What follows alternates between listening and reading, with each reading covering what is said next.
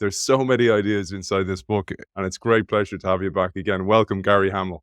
Yeah, thanks to be back, Aidan. And I have to say, right, across this entire series, I'll repeat myself. I'll trigger Gary to repeat himself, but I want you to treat it like a research project to get a real handle of this content. But I wanted to start on a couple of ideas today. And as Mark Twain said, history doesn't repeat, but it rhymes. And there's templates here for your company today. So I thought one thing we'd start with, Gary, was foresight.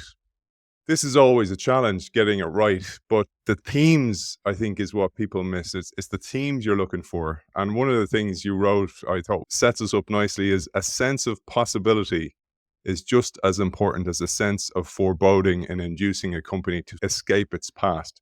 However unappealing a company's present situation, it is unlikely to abandon the past for the future unless it has created for itself an alluring vista of the future opportunities, an opportunity horizon that presents a compelling alternative to simply reliving yesterday's successes.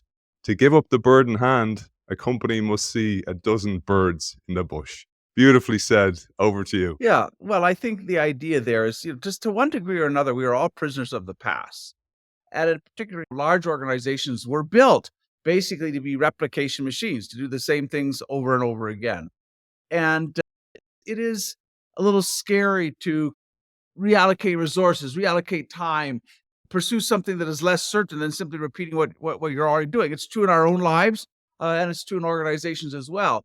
And so, yes, it's very, very important to have this point of view about who are we becoming, where are we going, what does the future hold for us, and I think a lot of organizations lack that. We might have talked about data, recent research that indicates most companies do not have a future-oriented strategy. They don't have a point of view about how they're trying to change themselves and the world around them.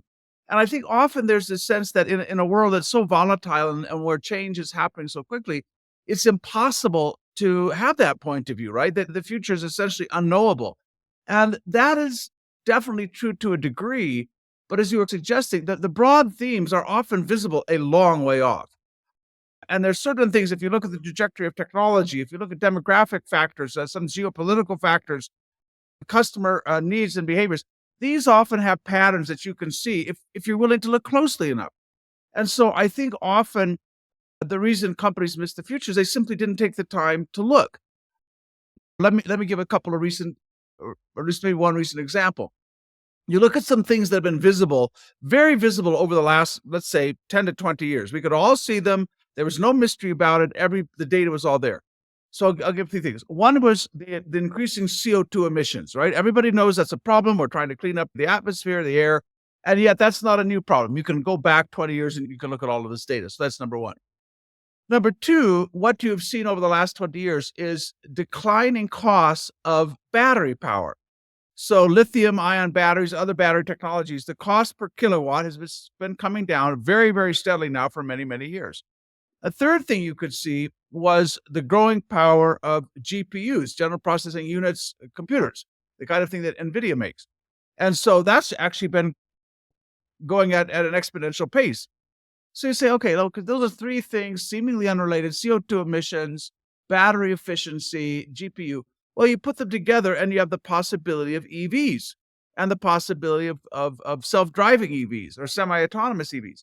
So why was it in 2012 when Elon Musk introduces the Tesla Model S, the first real commercial EV, what were the CEOs of all the competitors doing? Right? At Ford, BMW, Mercedes, General Motors, and Toyota.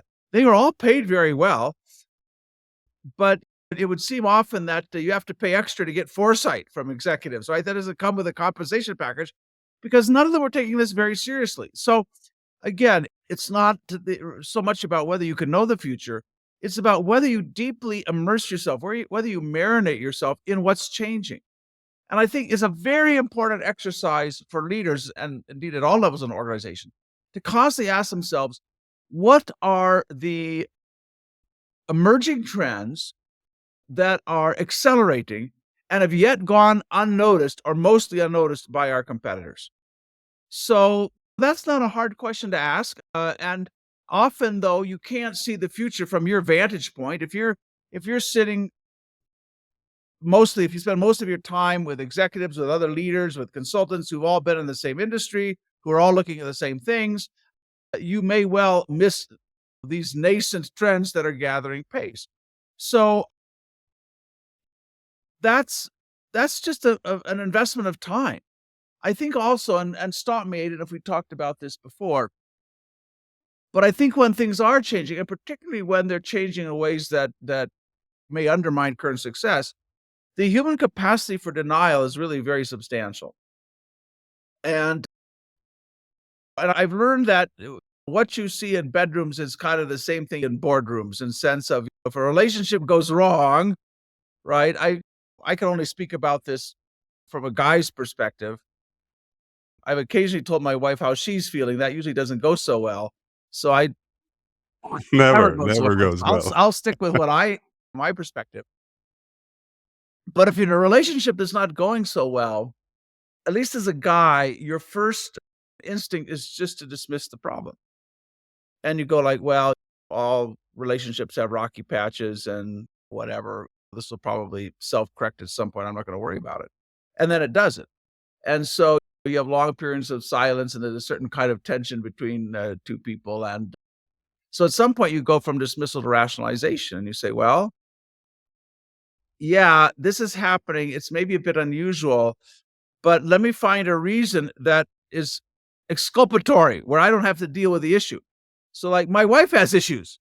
She has father issues or old boyfriend issues or something, but hopefully she figures that out. But it's like not on me.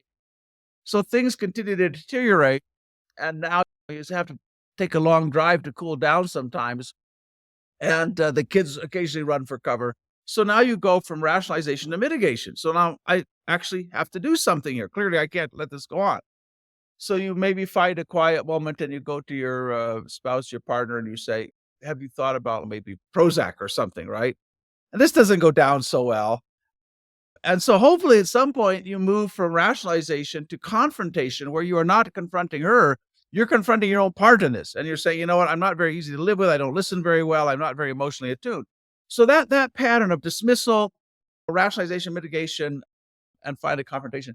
Again, you see that in companies. And we talked about last time, I think, the experience of Ford around quality a couple of decades ago. But that denial could last a generation. And it's very interesting. Somebody went back and did a lot of research on military history, and one of their questions was, why did it take so long for new technologies or new ideas to gain traction or propagate in armies and navies? And the basic argument was a generation of generals had to die off before something new could be done. Well, you hope that's not true in our organizations, but for that to happen, I think leaders need to spend a significant part of their time, I would say probably 20 to 30% of the time, really digging deeply into what's changing, being exposed to it, getting a first-person experience and understanding of it. And without that, you are very likely to be surprised by the future in an uncomfortable way. But the thing for sure is, and that's why I don't like all this talk over the last few years about disruptive technology, because it makes it seem like a negative. For sure, the future has as much promise as peril. Right? Equal measure of promise and peril. The balance for any particular organization, though, depends on whether you're paying attention, right? And whether you're looking forward. So I think a lot of organizations fail, and then they're surprised. They said, well, how would we know? Well, actually, you probably could have known. I wondered about something when you were saying about that denial. With your experience working all over the world, you mentioned you worked at Nokia. You mentioned how they started off very innovative. They started off embracing outward trends, and then as soon as they got successful, they stopped.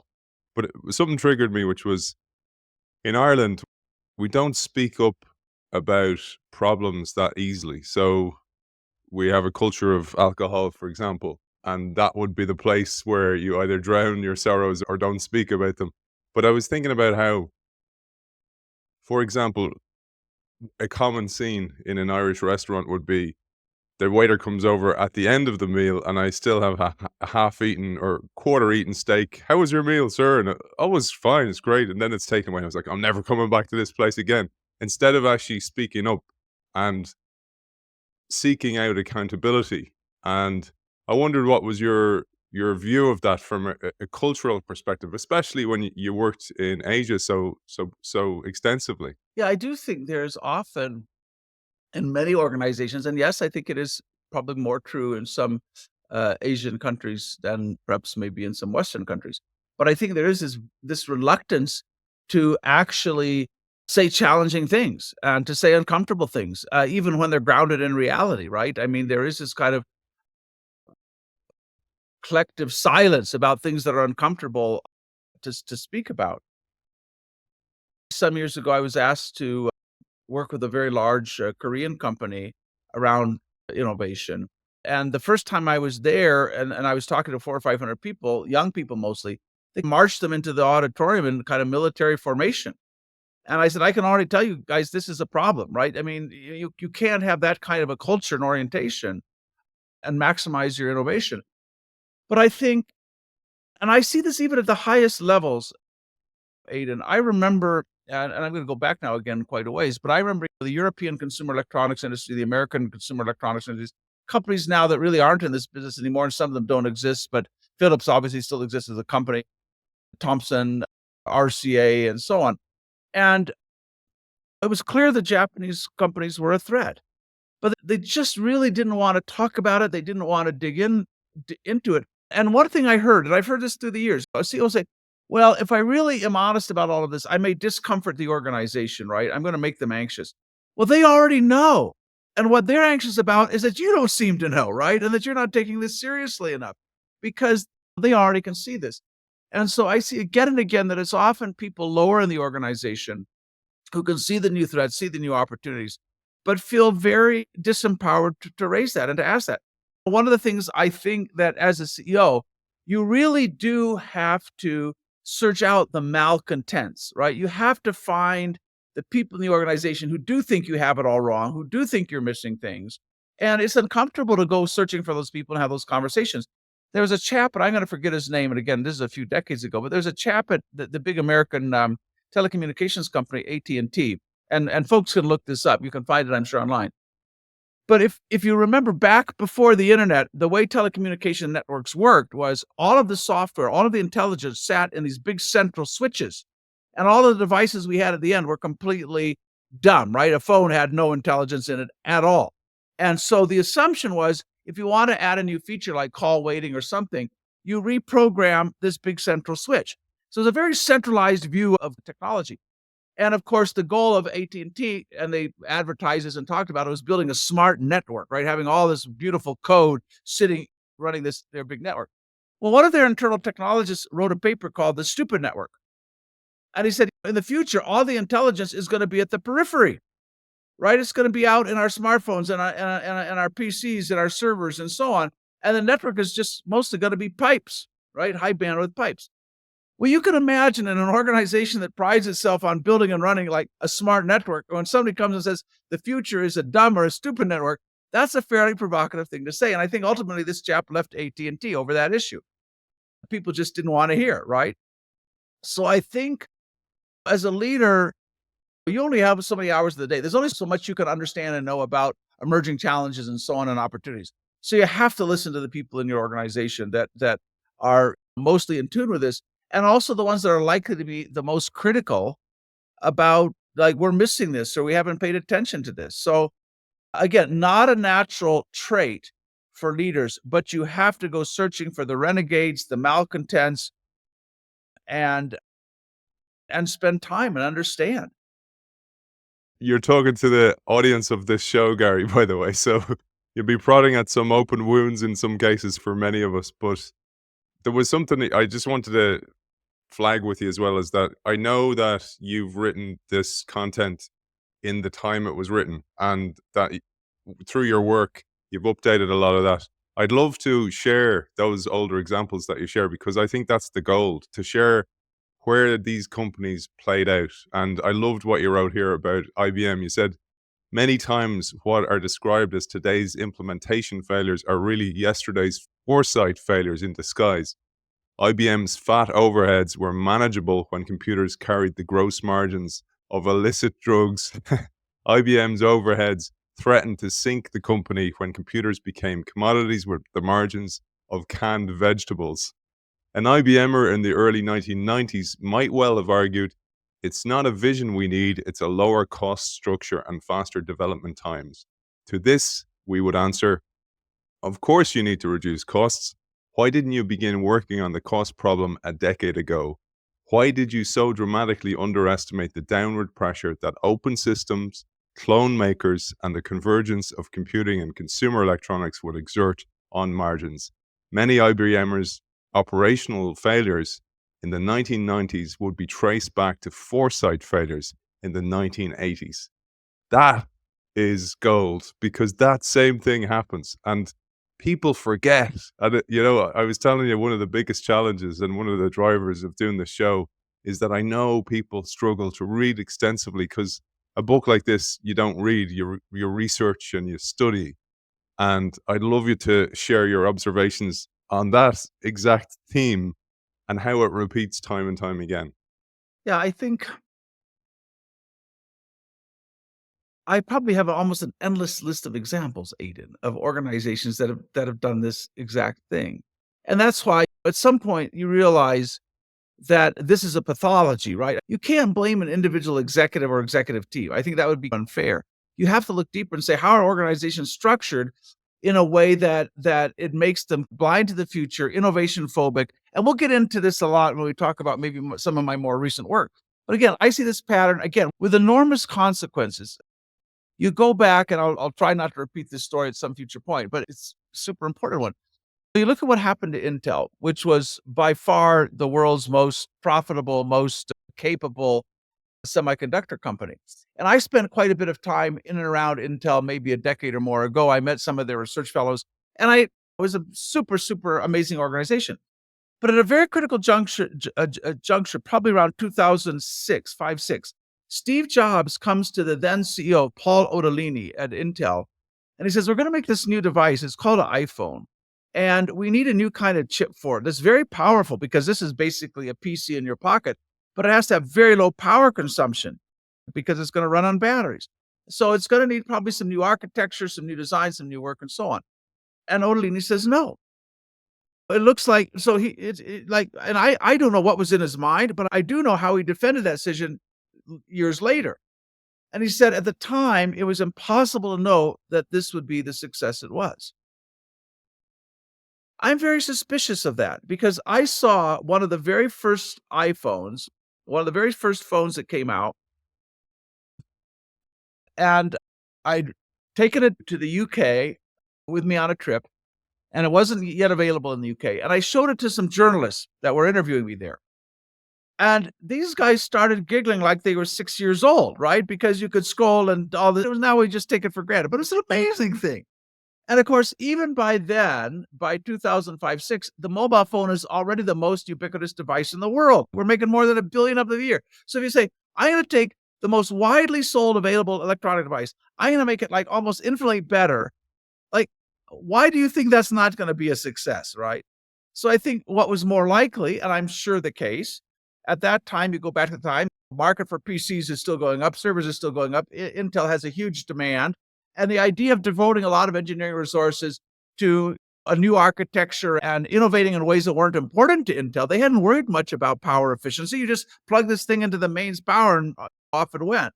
So I'm sure that was much more the challenge. But I also have very little doubt that if Paul Otellini had asked a bunch of young people under 30 at Intel, hey, should we do this? They would have said, damn right. We want to be in front of this. So it's very, very hard to see the future from the 40th floor. But, if you talk to young people, if you're out on the fringe, if you're looking for the chance to be surprised, you will see it. But I think, again, you just see that kind of myopia pretty much everywhere. And ultimately, shareholders and employees pay the cost for that. I love how you bring us back. You were writing it was cutting edge at the time, bearing in mind that it was actually even earlier than when the book came out, because even then, it takes long enough to get a book out today, but it was even longer back then. And one of the things you talked about beyond IBM was things like the quality deficit, which was a major issue for US auto manufacturers. And as they saw an erosion in share in the 70s and 80s, and you said that it was more than just poor execution. Detroit didn't suddenly get sloppy, and Japanese car manufacturers didn't start out with a quality advantage. Japanese auto companies realized decades ago, so this is really early, that new formidable competitive weapons would be needed to beat the US car companies in their home market.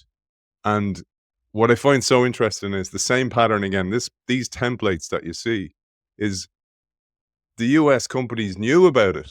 They looked at it, they studied it, and they still didn't act. And the question I always get is like, how do you create that hunger in paradise that will create that action without scaring people? Well, I think one of the things, as I said, you have to spend a lot of time thinking about what's changing, what are the implications, and working through the second or third or fourth order consequences. If this changes, that then what? Well, and then what that might trigger. So it's just a matter of taking the time and taking the discipline to do that. The other thing, a very important question to ask is, are there things that are the things that have not been done yet, but are possible, that haven't been done simply because it's not the way our industry works or operates or whatever. But again, I think having that creative curiosity to think about like, well, why couldn't we do that? What would happen if we did that? And we can maybe talk about how do you get that kind of imagination working at scale in an organization. But let me give you another example. This is again many years ago, but something you could see happening. And so I was talking to senior executives at a very large food and beverage company. I won't tell you which one, but one of the big global leaders. And if you look at these companies, and they're companies like Procter& and Gamble, Unilever, Nestle, and so on. If you look at these companies, it's a huge portfolio of brands, right? They all have individual brands for washing powder and for peanut butter or whatever it is. And so I was talking to these senior leaders. I said, you guys are fragmenting your brand spending over dozens of brands. And of course, these all started out as young companies that had bought years earlier. And so that you understand how they got there. But I said, and I use an example from another industry. And I said, you look at a company like Sony that uses its brand over all kinds of products. And I said, somebody's going to figure out how to capture the economies of scope by having the same brand over multiple categories of products. They thought I was stupid. They thought like, this is like, Gary, you're just like, that's never going to happen. Nobody's going to. So because they hadn't done it, they couldn't entertain the possibility that somebody else might do it, even when it was completely economically logical, right? You might almost say inevitable that somebody would do it. Well, so what happened? Ultimately, you got grocers like Tesco or Costco that created huge private label brands. So Costco, I don't know what percentage, but a significant percentage of what they sell goes under their Kirkland brand. And that I can tell you, it is on everything from golf balls to peanut butter and anything else you can imagine. And so that has become, the Kirkland brand has become the largest kind of consumer products brand in North America. There's nothing else, there's no other single brand that even comes close to their revenue. And yet somebody was telling me a couple of decades ago, this cannot happen. So I think you got to be very careful when you say something's impossible, something won't happen. You have to be very careful to explain why that is economically impossible, not why it hasn't happened yet or it would make me uncomfortable or I don't think so. But why would this be defying gravity? I had a very similar conversation in about the same time frame with the leaders of one of the biggest brewing companies in the world making beer. And at that time, probably craft beers were like 1 or 2%. And I said, you know what? We have a generation that wants unique experiences. They don't want to be like everybody else. And this is just going to grow and grow and grow. No, Gary. It will never be more than 3 or 4%. I said, we'll see. I said, you think that there's a mass market only because there are mass economies in distribution and manufacturing. But if somebody figures out how to do this at low cost and create new brands, I said, there is no such thing. The mass market does not exist. That is a fiction. It has never existed. right? We all would like different things that are unique to us. It was only that way because guys weren't clever enough to figure out how to do it, right? And so there is this tendency simply to believe that because it hasn't happened, it's impossible. But before you kind of go down that route, you really got to ask, really, is it really impossible, or is it just something we haven't seen before and might kind of make us uncomfortable? Because so many innovations, when you look at them, you go why didn't that happen before, right? And it's not that it's possible; it's just nobody's thought about it before. But it's still easy to miss those things and even to dismiss those things just because they're unfamiliar. By the way, I have to give you one more little story in that regard. This is a more recent one.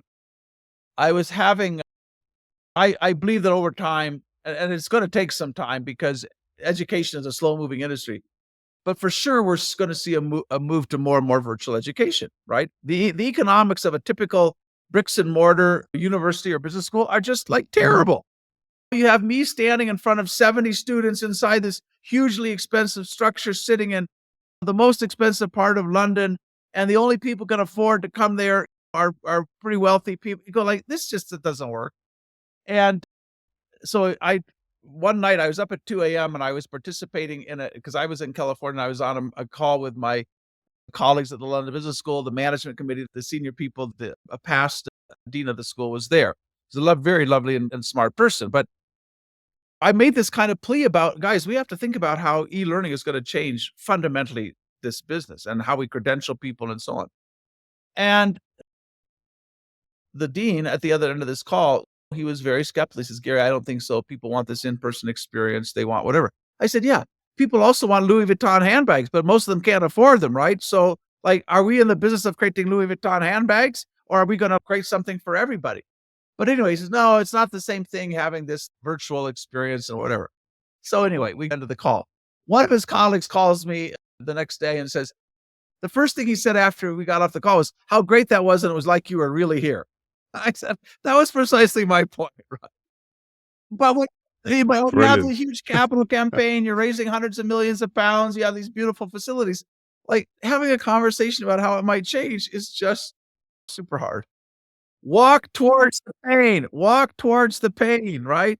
When the future looks hard and it looks difficult, walk towards the unfamiliar, right? I mean, that just has to be a mantra as a leader that you, like, keep inside of you. And in life, that's where growth comes from. It's from the difficulty. All the wisdom that came from the East is all about this stuff.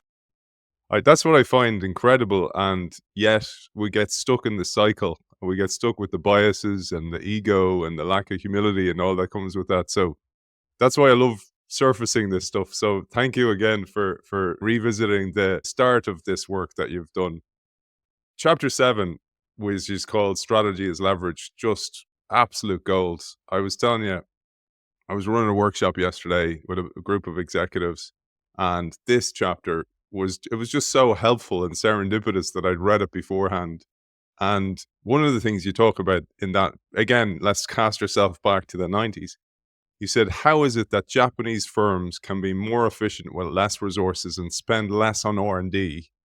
Back then, GM spent 4 times that of Honda, you told us. And that's something that we still see today, that companies believe that their resources are actually a competitive advantage, but actually sometimes they can weigh them down. Yeah, I think that is the conceit of size. That somehow, because we have more R&D dollars, we have more engineers, we have a bigger marketing budget, that somehow, I mean, it can be an advantage. For sure it can be an advantage, but as you say, it can equally be a weight. You look at what has happened over the last decade or less in the drug discovery industry. The largest, if you take the 10 largest pharma companies in the world, they spend about 120 to 130 billion dollars a year on R&D. Like, we spend, right? The consumers spend, because they make all that money back and more. They have pretty good margins. But that's how much has gone into goes into drug discovery. However, if you look at the drugs that have actually been approved year by year, on average right now, about somewhere between 2/3 and 3/4 of all new drugs that are being approved by licensing authorities have come from pharmaceutical companies that have less than $500 million in sales. right? These companies, each of these companies is spending $3, 4, 5, 6 million billion on R&D, and they're losing to companies whose total sales are a fraction of the incumbent's R&D budget. So, and the past head of R&D at Merck, he said the best thing we could do in my organization, he's running this huge global R&D group, says the best thing we could do is just scrape off the top 5 layers, starting with myself. Well, unlikely to happen. But yeah, I think uh, a lot of companies work on operational efficiency, right? They're trying to scrape out 1 or 2 or 3 or 4 or 5% of costs.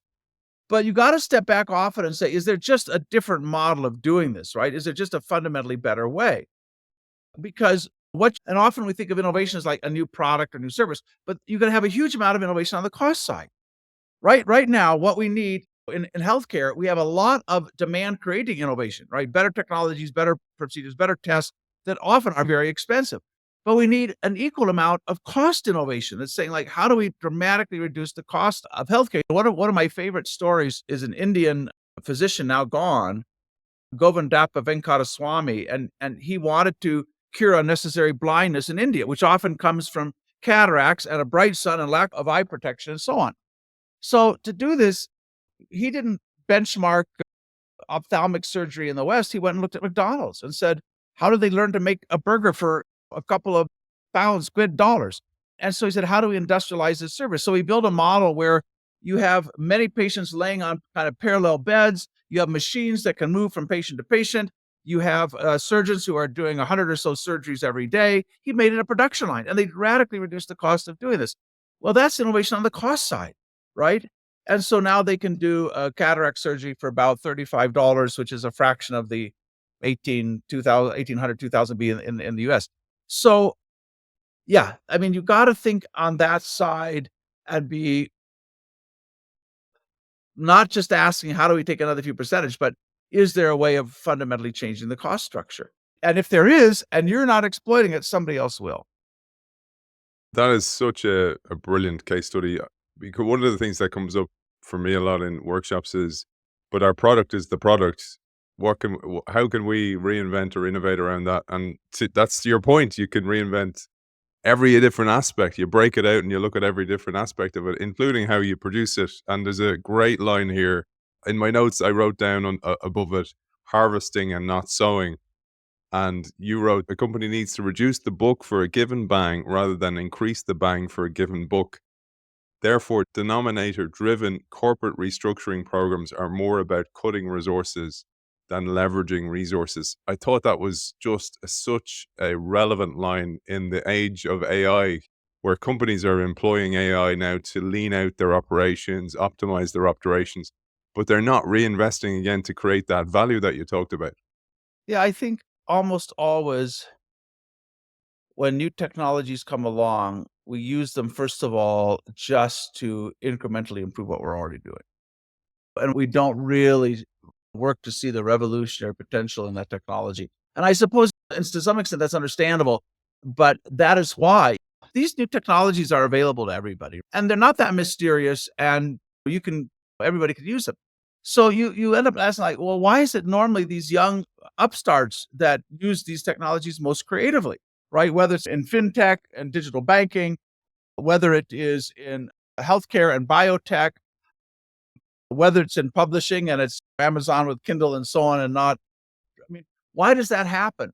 And I think that, again, we become prisoners of the familiar. We cannot step outside that existing business model. And one discipline, I think, Aidan, that's super important. You have to be able to abstract away from the physical thing or the service that you're providing as whatever it is, and ask, what is the need this is fulfilling? And then say, are there other ways of doing this? So you end up just assuming there's one way to fulfill this need when there may be multiple, but you forget, you are enamored and focused on what we're doing and the product and its manifestations, rather than what is this really deep problem we're trying to solve for people, and might there be another way of doing it? And in healthcare, that is particularly urgent because it's just becoming unaffordable for countries and citizens around the world. And there just simply is not enough genuine cost innovation going on there. But again, there's this tendency, and I understand why, to let me just optimize what I have. It's easier to do. I understand it. It takes less creativity. The returns may be more certain in the short run, but then you end up with a company filled with denominator managers who know everything about how to cut headcount and how to reduce costs and know nothing about how to grow the top line. It's very interesting that roughly half of the 1,000 largest companies in the world are unable to grow even as fast as GDP. Like, what the hell, guys? But you have managers who, and by the way, it's astounding to me that you can become the CEO of a large incumbent company without ever having to build a new business with inside that company. Like, we need builders at the top, right? Not maintenance engineers. And yet normally we get the maintenance engineers who like ran it really well, didn't screw it up. Like, yeah. And it's no disrespect to them. Fair play to you for getting the job, but at a board level, we need to change the strategy as well.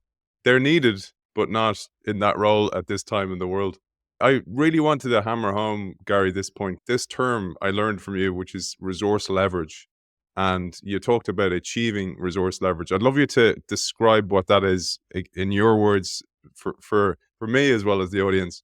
But also, then you go on to say resource leverage can be achieved in 5 fundamental ways. We don't need to go through all 5. These 5 are by more effectively concentrating resources on key strategic goals, so Yeah, focus, by more efficiently accumulating resources, by complementing resources of one type with those of another to create higher order value, by conserving resources wherever possible, and by rapidly recovering resources by minimizing the time between expenditure and Yep. payback. I loved this section, and it again so relevant, and just doesn't this stuff doesn't decay. Thinking truly creatively about how you do more with less.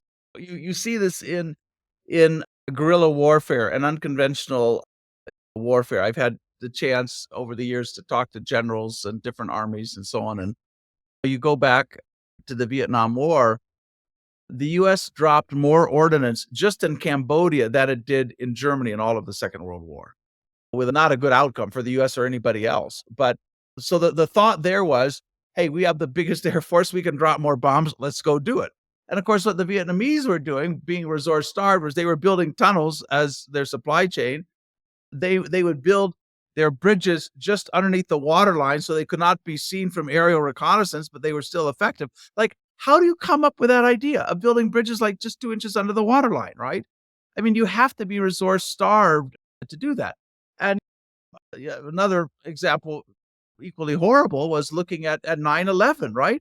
How does a small band of radicals attack the largest country in the world and get through its defense systems and so on? Well, by taking something, a completely radical idea of turning a civilian jetliner into a massive bomb, right? So again, a very, very good discipline in any organization to ask, like, how do we tackle this problem if we had 10% of the resources that we have? How would we have a real impact if we were resource poor?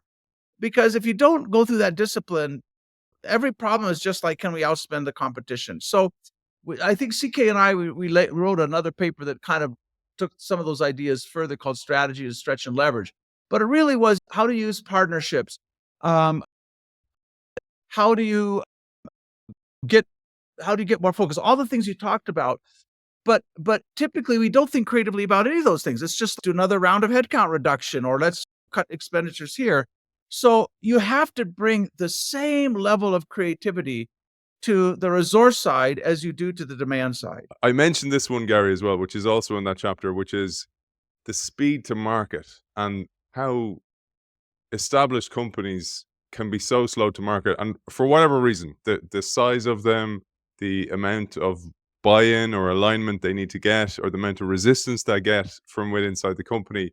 And you call this rapid recovery. And you say a rapid recovery process acts as a resource multiplier. An example you give is the Japanese companies and how intent they were on accelerating product development times. And in the 90s, you tell us, it was estimated that Detroit's big 3 required an average of 8 years to develop an entirely new model line. And meanwhile, back then, the Japanese was 4.5 years with an individual model variant. And it was developed so much quicker. And therefore, they were able to recoup return on investment was so much quicker as well. That's something that you've seen. And again, this overly resourced, can actually weigh down a company. Yeah, I think we were writing, CK Prada and I were writing about this kind of thing, I think fairly early. We wrote a paper called Expeditionary Marketing. No, it's called Corporate Imagination Expeditionary Marketing. And we talked about the need to put something very quick and very early in front of customers, even if it wasn't the ideal product, to get feedback. Because when you're developing any new, product or service, the goal is to maximize this ratio of learning over investment, right? I want to learn faster while spending less. I need to know, where's the real heart of demand? Is this a function that they really need in the product, and so on? And there's ways of doing this through prototyping, but you actually have to put things in front of customers, in their hands, let them touch them and use them. Now, that's easier, obviously, in the digital world, where you can do A/B testing and you can put something out there and see, what happens. But yeah, the Japanese were very good at this in the auto industry. Now, the auto industry has gotten better, but part of the problem was, and it's still a problem for some companies, they were organized into functional silos. And so trying to get sales and marketing and manufacturing and, to all work together, it just, the speed was limited by all the internal silos and so on. What the Japanese would do, and Honda was probably the best of this, is putting all the engineers, marketing people responsible for a particular model in the same room and working together and saying, guys, let's resolve these trade-offs like right now, collectively, rather than having a lot of a pissing contest and a lot of back and forth and whatever. So yeah, but it's a combination of what I guess today we would call agile, of getting multiple teams working together, and also what would later be called like minimum viable product, but getting something that you could actually get out there in consumers' hands and test, and then iterating very quickly. The speed at which you improve anything is governed by the pace of iteration. So if you only have the chance to get better at something every 3 or 4 years, because that's your launch cycle, and companies like Spotify have gotten very good at this. They got famous for, and Amazon does the same thing. You can decouple the actual design of your website, of elements of your website, into relatively small teams. They call those microservices at Amazon, as long as they're sharing the same underlying APIs that interconnect, so the stuff still all works together, but you're not tying all these different pieces at the same rate of progress. So, and then you get a release train where you know that just every few months you're going to do something significant. So these were ideas. We certainly didn't fully work them out, but we could see enough that we knew the principles behind them, right? You needed lean teams. You needed people. You needed to shorten the iterations in your release cycles. And doing so not only allows you to recoup resources faster, but it allows you to improve faster, right? Because you have another chance to make a design change to make this thing better. And so just the speed of iteration has become a huge competitive advantage in all kinds of industries. And I'm glad we saw it. And by the way, I'll share something in a little while as well, where you actually predicted the mobile phone. I don't know if you remember that, but you did in this book as well, which was, I'm sure you wrote this in 1991 because it was published in 93. Yes. So it was early, man. So I'll come back to that in a moment, but I wanted to share a table that you have in the book. And again, I just think it's so valuable and so relevant today. It's the aspects of resource leverage. So I'm sharing it on the screen for those people who are watching us on YouTube and Spotify video. So you'll see it, but we'll have a little bit of empathy for those people who are only listening to us, Gary. Maybe you'll pick out some of these things that you feel are most relevant today or most show up for you today. Well, I certainly think that first one about building consensus around goals is super important. What I often find at the top of organizations is really deep divides, almost like holy wars over what new technology or what new market should we be focusing on. And so you don't really get fully committed to any of those things. Or worse, you have one division who's really passionate about this, another division who's uninvolved and doesn't care. And so if you run into a problem, it's like, well, it's that division's problems. They're the ones who want to do it. That's their thing. But it's not a collective commitment to making sure we win in this space, right? So I think about companies like IBM and Oracle and others who were very slow to get into cloud.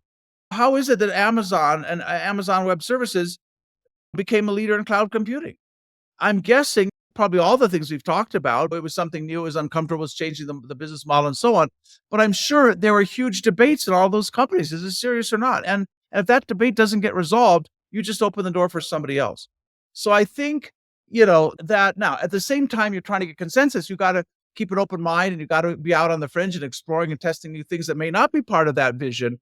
But by golly, the top dozen people in a company need to be 100% united on where we think our big opportunities are. And if that doesn't exist, you are absolutely going to fragment your resources. You're going to be slow and so on. The learning thing about using the brain of every employee, we'll come back to that for sure. This is one of my deep and enduring passions. But the fact that Toyota and the Japanese competitors were teaching employees how to do statistical process control and Pareto analysis and identify quality problems, giving them the power to stop a $1 billion production line. I don't know at the time we wrote this book exactly where Toyota was on this, but I know they get more than 1 million suggestions a year from their employees for improvement. And most of those are not mere suggestions. There's experiments those employees have run and tried something and now are reporting on what we learned. So again, the pace at which you can improve is largely governed by how much of the intellectual capacity of your organization are you using? And so that I think is the borrowing thing, again, I think can be very important. You look at Microsoft's success with the PC. Again, now we're 30 years earlier from cloud computing, but why did Microsoft end up controlling Windows, right? And they leveraged IBM's resources. They went to IBM. They said, "There's this new thing called the PC. We'd like to make the operating system." IBM said, "Fine," thinking that at some point we'll push Microsoft out and we'll control the operating system. Now today, of course, IBM is out of the PC business, but at that time, Microsoft figured out how to leverage the global scale and the global reach of IBM, which was the largest IT company in the world. So that gave them huge leverage. In the same way, a lot of Japanese companies early on, and today Chinese companies, started making OEM products for others and learned thereby and increased their own competence. And then one day came into these markets with their own brands. So again, looking at how do you do more with less? How do you leverage the resources of partners? I would encourage people, to go back and look at this. And then for each one, say, how does it apply in our industry? How does it apply in our organization?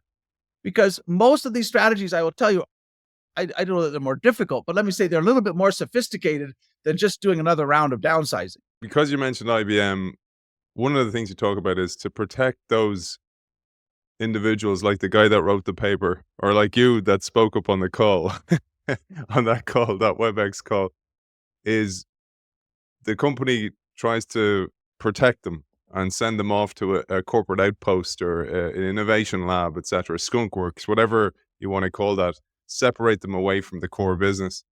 And you mentioned IBM did this to create the computer, but then there's the problem of trying to reverse it back into the company again and it being rejected like a bad organ transplant.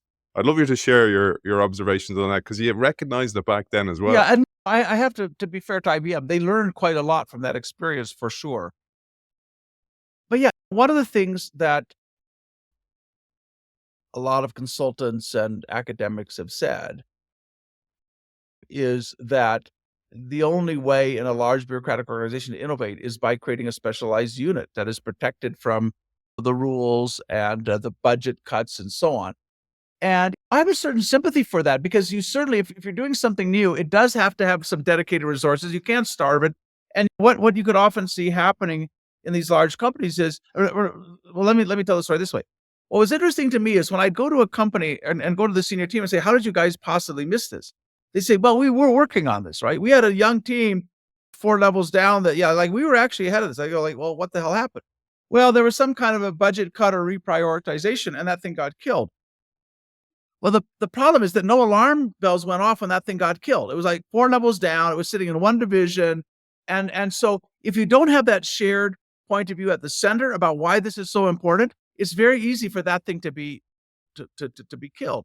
And that would happen. So it wasn't always that the the existing businesses weren't innovative and trying to do new things. They were, but unless you understand why those are so strategically important, and one of the dilemmas in large companies is they tend to define commitment by resources. So I often ask leaders, like, how would you know if your company was really serious about opportunity X or problem Y? And the answer is we'd have a lot of people on it, right? We'd be spending a lot on it. I go, that's a really bad answer, because the way you want to measure commitment is not spending, because it's very easy to overspend on these new things and spend too much too quickly and get the spending in front of your learning. The way you have to think about this is strategically, why is this important to us?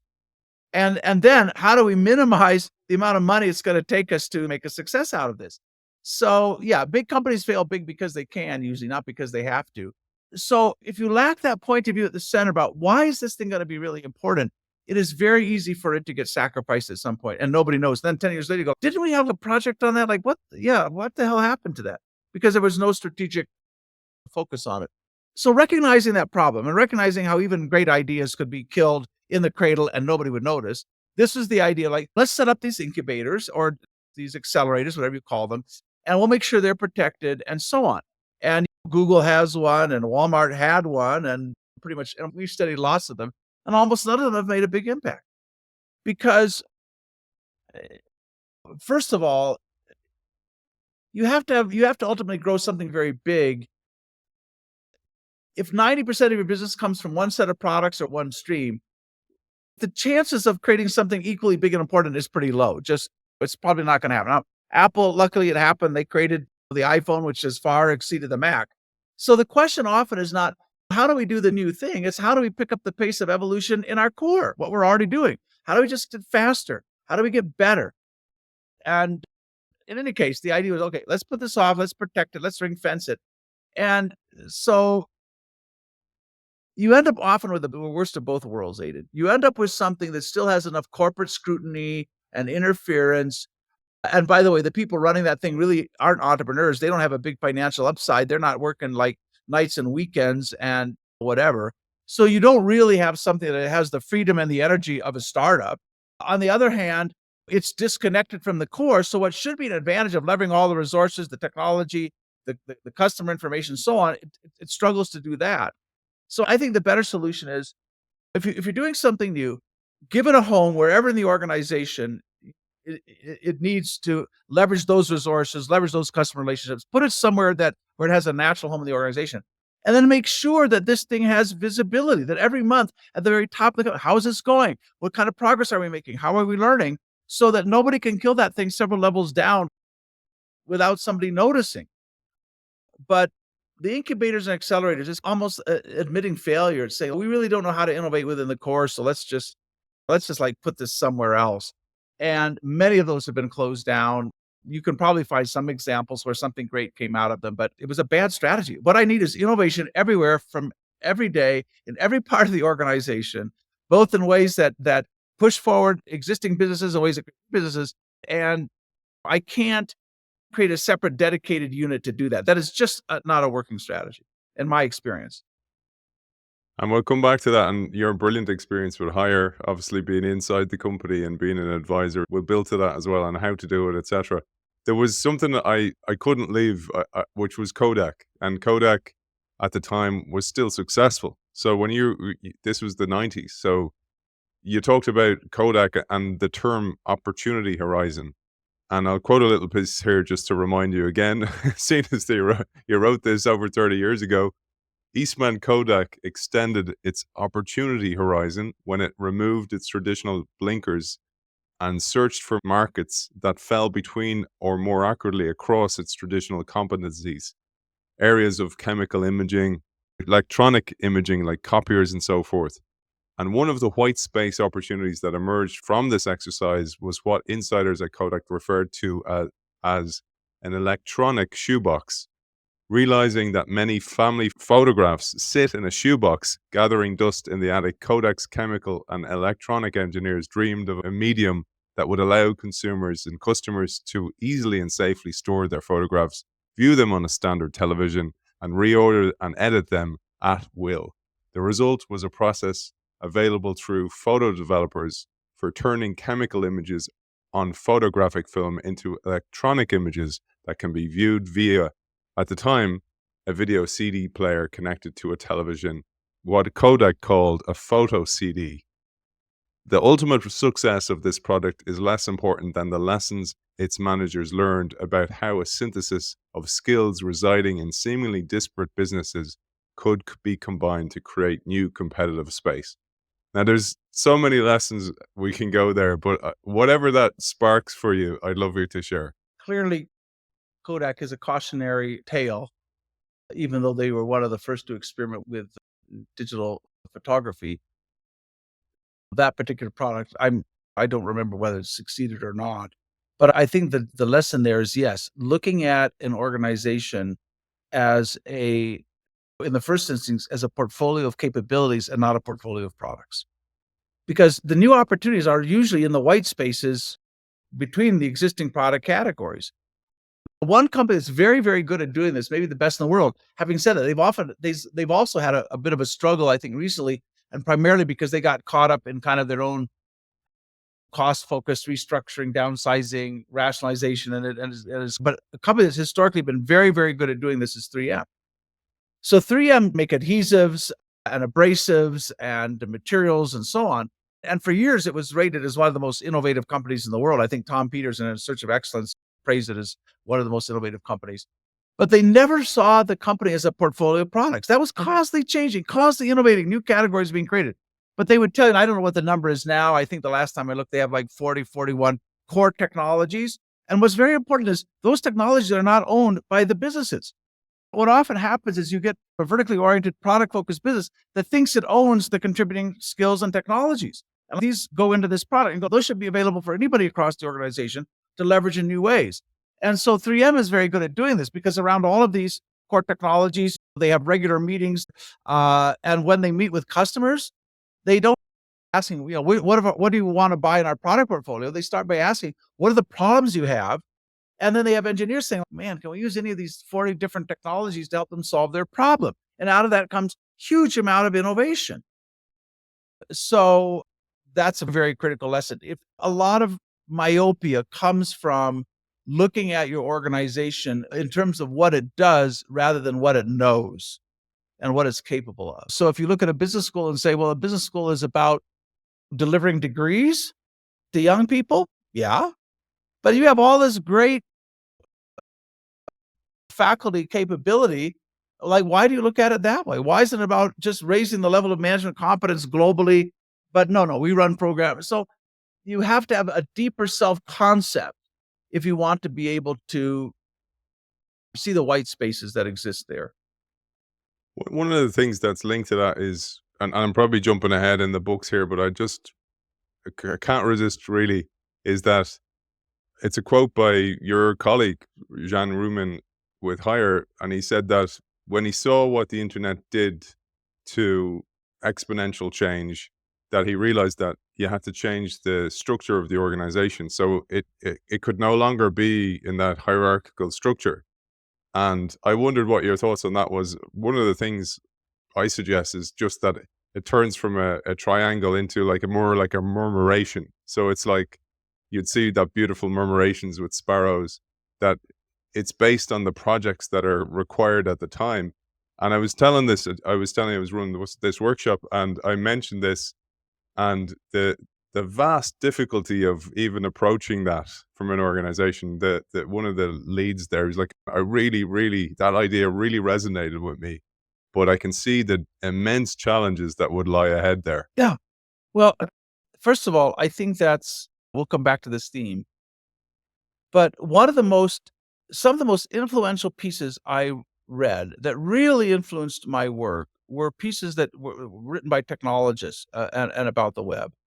One of them, and I'm going to forget the author, we can look it up, but one of them was called, I think it was called Small Pieces Loosely Joined. And I'm embarrassed right now, I can't remember the author. So maybe we can put it up on the screen there.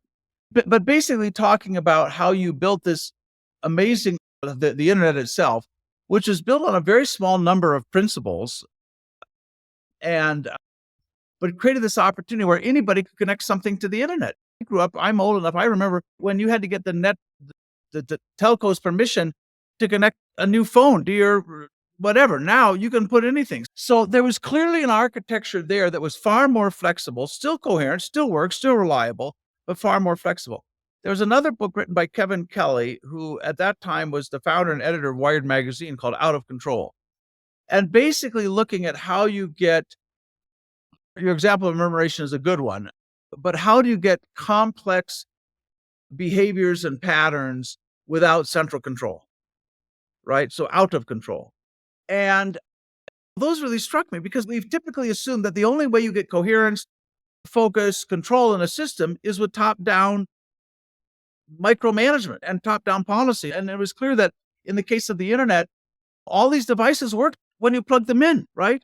And you could build an app that took address information from here and took a payment module from here and something else and stitches that together. It's what companies like Shopify and so on have done. And it was hugely powerful, spawns a huge amount. And it was based on an architectural idea that was just absolutely counterposed to what we see in management. And so in the future of management, I talk about that. And that was the book that I think captured Zhang Rumin's attention, or drew him to me, I should say. But I think he saw the same thing. Now, here's, I think, a deeper lesson here. You have to be able to think in metaphors. So if you look at the internet, you say, what does that have to do with the organization? It's all built on technical standards and so on. But you look at it as, no, it's a way of organizing human activity. And we're also running an organization. What do you learn from that, right? So I think this is one of the gifts of Zhang Rumin and of every innovator. They can look at something that on the surface seems very dissimilar, but then they look deeper and they say, is there some architectural similarities? There's something here that we can map on. What is a metaphor? So the metaphor is, maybe we need to think of the organization as a network, right? Not as a hierarchy. So now that's becoming less and less a radical idea, although very few companies have taken that thing anywhere close to being serious yet. I mean, to really seriously think about that. And as your client or your friend said, yeah, it's going to be difficult.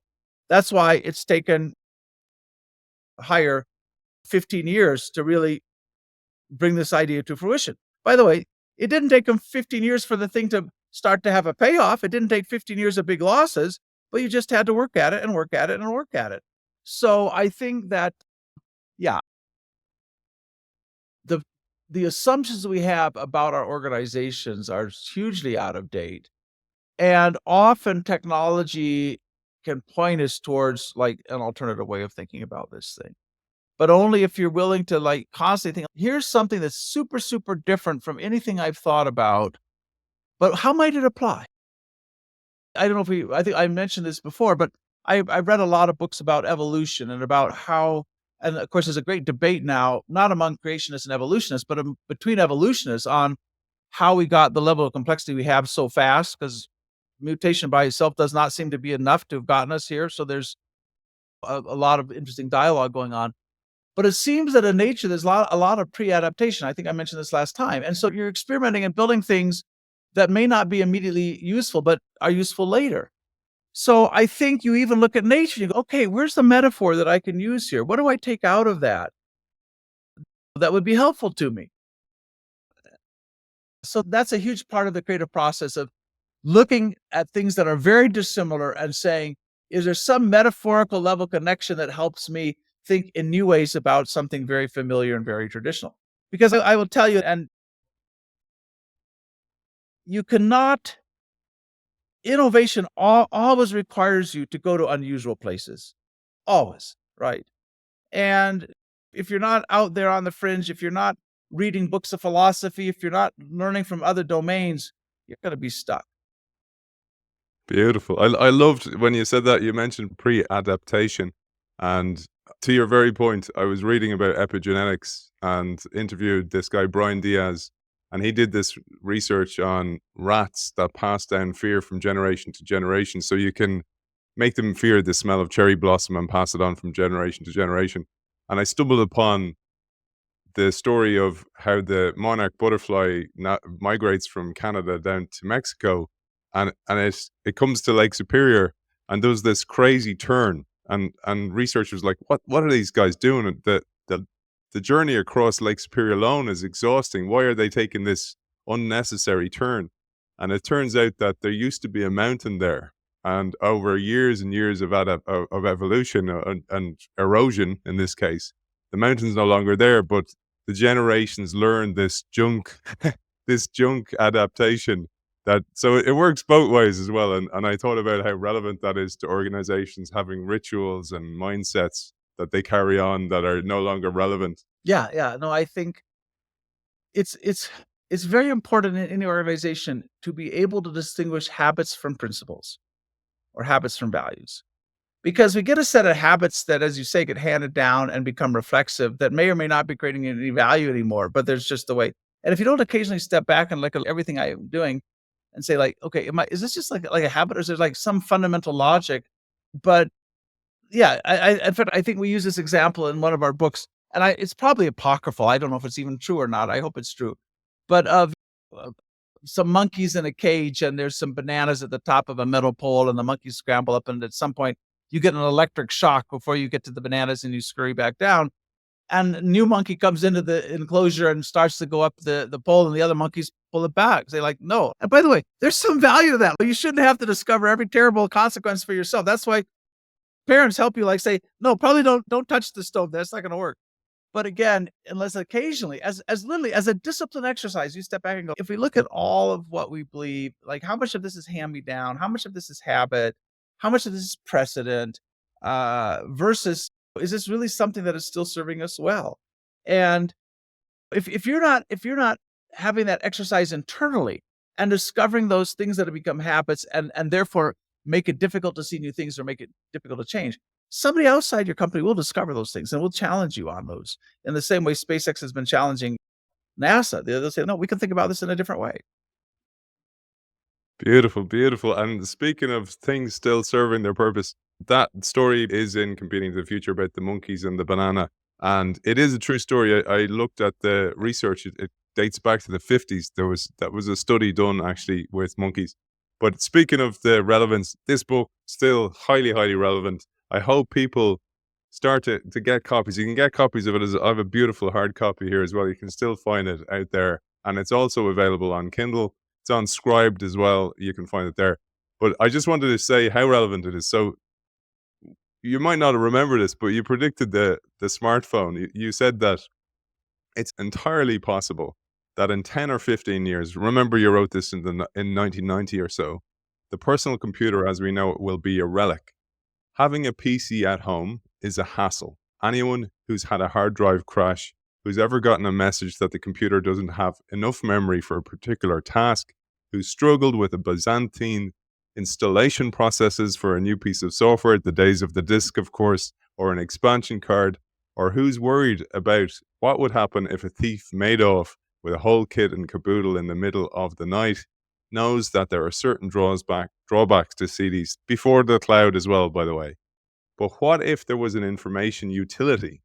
Instead of carrying an electronic organizer or cellular phone, one would carry what you called an info port, a small device replete with a screen, telephone link, and data input device, stylus, keyboard, or microphone. The info port would connect our happy user to his or her own small corner of the AT&T network, or British Telecom, or Bell Atlantic. In that little corner would reside all the user's files, quite safe from the neighborhood cat, burglar, electrical surges, and other dangers. Anytime a new piece of application software was needed, it could be easily accessed. That is foresight. Yes, I guess the App Store too is in there somewhere. But again, it's not hard to do this if you can step back and you say, okay, let me not think about the specific technology, but like, what is it going to allow us to do? How might that supplant what's already here?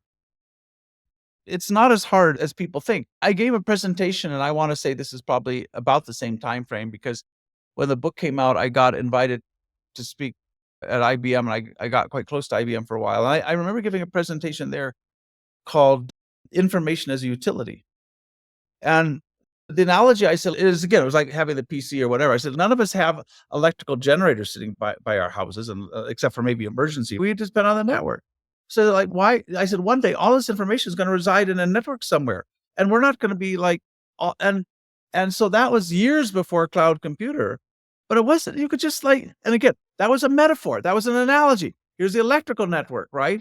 here's whatever. And so again, learning how to think by analogy, looking outside of your own industry, thinking about not products and services, but the deep needs and functionality. It's not hard to put these pictures together. It really isn't. But it's maybe in one of our dialogues here, we'll talk about how do you get better at it and how do you teach people how to do it, because it's a skill that can be learned. And I think one of the main ingredients, as you identified, is time. You have to assign the time. And if you look at your diary, if you're a leader of an organization, there's very few people assigning enough time to the future and thinking about it. And again, as I say, Gary's books, we're going to cover them over the next few weeks, and I'm very grateful for that. I'm getting a unique and very privileged opportunity to do this with you as well, Gary. For people who want to find you, reach out to you, where's the best to You find can find me at GaryHamel.com, LinkedIn, and X. You can find me there, Prof. Hamel. And if you get a question or something that you want to know more about, you're welcome to email me. I'm Gary Hamel, just the name, at managementlab.org. And Gary travels extensively for keynotes all over the world as well as consultancy. So reach out to him for those services as well that he still provides brilliantly. Gary Hamel, author of Competing for the Future on this instance and many more. Thank you for joining us. My pleasure, Aidan.